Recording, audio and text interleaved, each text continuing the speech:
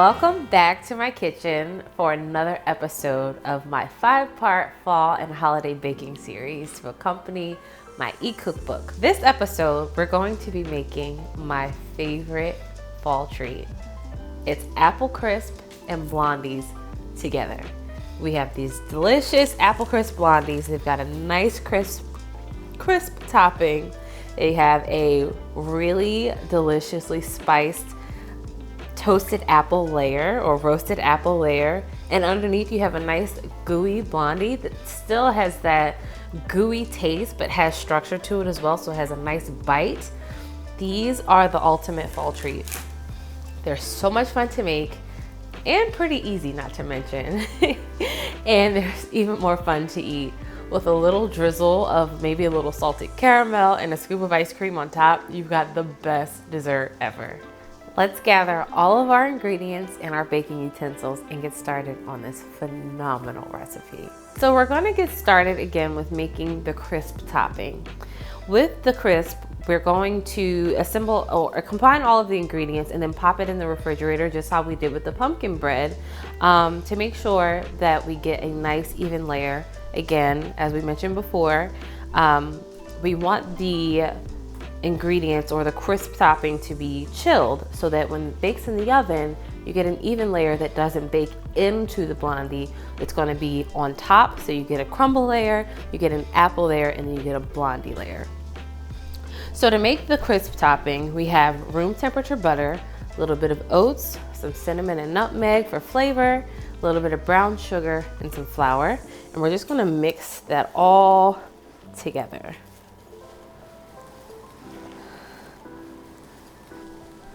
All right, so now that our crumble is, or our crisp topping is chilling in the refrigerator, we're going to add, we're going to begin making the apple layer.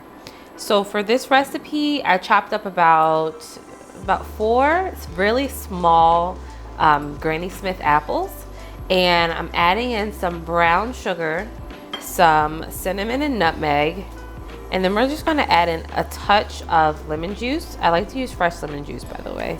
Try to avoid all the bottled stuff if you can. And we're just going to toss that together and let it macerate in this bowl.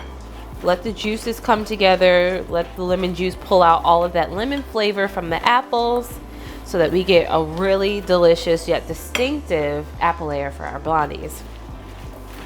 Once you mix these together and let it sit, it's going to form its own like a bit of a syrup, which really enriches the blondie in my opinion and just gives it that more warm and cozy flavor.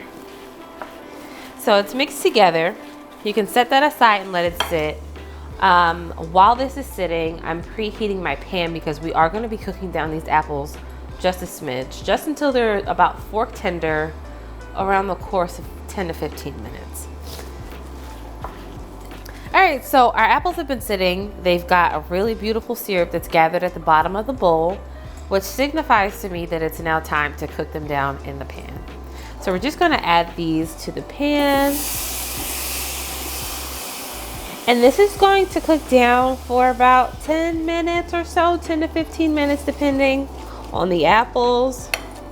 While that's cooking down, I'd like to add in that you can use really any apple that will hold its structure when cooking down, because you want to prevent the apples from being mushy. So if they're mushy, they kind of just bake into the blondie. You don't really get a distinctive layer. I really like Honeycrisp, I like Gala apples, and I really like Granny Smith apples because they're kind of sour and sweet at the same time. And so that's why I went with Granny Smith for this recipe. But in my testing, I tried Gala apples, I tried Honeycrisp apples, and I also tried Golden Delicious apples, which I wouldn't recommend. They're good for eating and snacking, but not the best for baking. They get kind of mushy. But Granny Smith is my favorite. So the apples have been cooked down really nicely. They're fork tender, but not mushy. And that's exactly where you want to be. At this stage, we're simply going to add this to a bowl so that it can cool. It's critical that the apples cool and they're not piping hot as they would be coming fresh out of the pot, because if they're hot, then it will cause the crumb topping to cook into the blondies. And again, we want those 3 distinct layers. So letting the apples cool along with the crumbled or the crisp topping chilling in the refrigerator is critical to getting those beautiful distinct layers of apple, crisp topping, and blondie on the bottom. I am proud to have Duluth Trading Company as a sponsor for this cookbook. Duluth is known for their high quality and innovative approach to creating clothing that is durable, comfortable, and stylish. Duluth's commitment to sustainability and minimizing their carbon footprint, as well as the amplification of everyday hardworking people through their Wayforger program, has made them my go-to brand for clothes that are cozy, functional, and sophisticated. Whether you're working on a construction site, hiking in the great outdoors, or whipping up something delicious in the kitchen like me, I proudly wear their clothing, knowing that I am supporting a company that always prioritizes quality, durability, and comfort. Okay, so this is the 3rd and final part of our recipe. We're going to be assembling the blondie layer. So we're going to start off with just mixing together some brown sugar and some melted butter. And we're just going to whisk this together for about, again, a good 1 to 2 minutes until the sugar begins to dissolve. Are you seeing a trend here? The crisp coating is done. The apples are finished, yet they're chilling. And now it's time to get into the blondie layer.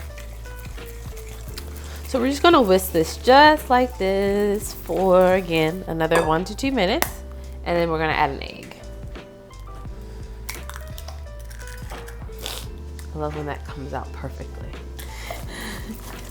Okay, and whisk this together until the egg is fully incorporated into the sugar and the butter. This is important because you want to make sure all your ingredients are incorporated so that you have a homogeneous dough or a homogeneous batter. Also, the longer you beat the egg, the chewier the blondie is going to be. And as you can see, the color is becoming lighter, and that's a good sign. That means the sugar is dissolving. That means the butter is getting some air whipped into it. All things that we want to see for this blondie batter. So I'm gonna add the flour, a little bit of salt, and then I'm gonna add in our cinnamon and baking powder. I'm just gonna whisk that together. I like to start off with the whisk and then end with using a flat spatula. That just makes because the batter gets really, really thick. And so we wanna make sure that we're getting all of our ingredients incorporated together. Almost forgot, we need our vanilla extract.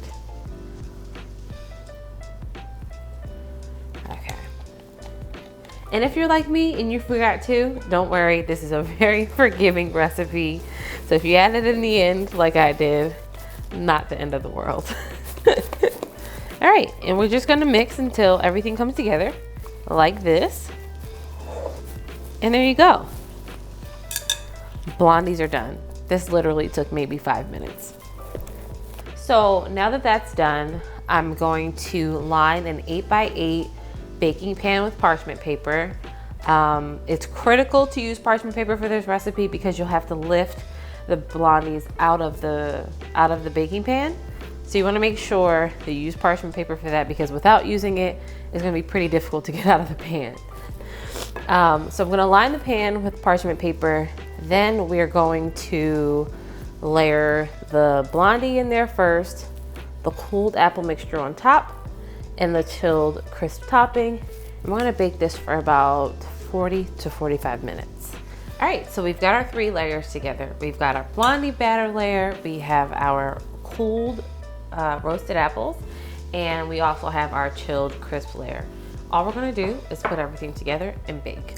So we're gonna put our blondie layer in first.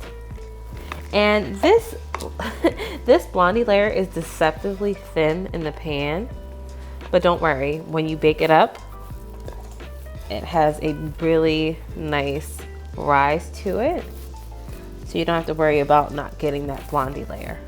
All right, now we're going to add the apples along with all of the syrup into the pan.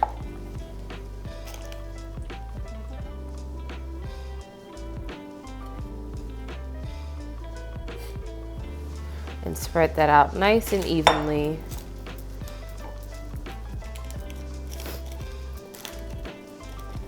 And lastly, the crumble or the crisp topping.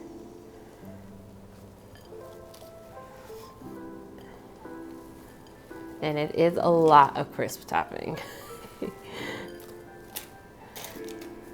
Okay, and now it's ready to bake. All right, the blondies are done. My favorite part of baking is the taste test. So we're going to grab a hefty slice of this, these blondies, and we're gonna take a bite.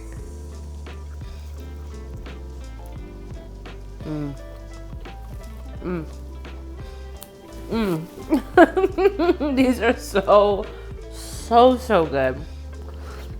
It's like the best of everything in one bite. Again, the gooey blondie. I don't know, can you see? Do you see the gooey blondie? And you've got that apple layer and the crisp coating on top. Just incredible. And again,